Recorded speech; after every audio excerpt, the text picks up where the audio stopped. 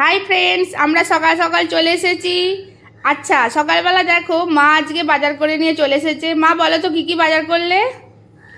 পাট শাক, আর শসা, আর করলা, আদা, পেঁপে আর তোমার কুমড়ো। আচ্ছা, এত যে বাজার করে আনলে এর মধ্যে তোমার প্রিয় জিনিস কোনটা? আমার পাট শাক। বাবা বাবা, ওই জন্যই তো এত পায়ে ব্যথা, হাঁটতে পারো না টেনে টেনে, তাও পাট শাক ভাজা ভেজে খাচ্ছ। কি ভালো জিনিস। ও পায়ে ব্যথা হলো, আমাকে পাট শাক খেতে হবে, কিছু করার নেই। আমি ভীষণ ভালোবাসি পাট শাক খেতে। বাহ। আচ্ছা, এরপরে তুমি কি করবে?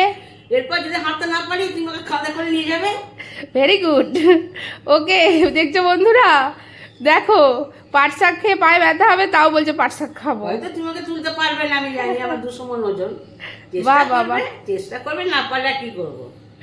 ওকে, ভেরি গুড। আচ্ছা, তারপর কি করবো এবার আমরা বলে দাও। আমরা এবার দুজনে একটু চা খাবো, তারপর? তারপর 15-20 মিনিট একটু গল্প করবো। এটা আমাদের Okay. নিত্য কাজ। তারপর সারাদিনের কাজ শুরু হবে। সারাদিন। ওকে, বাই, টাটা।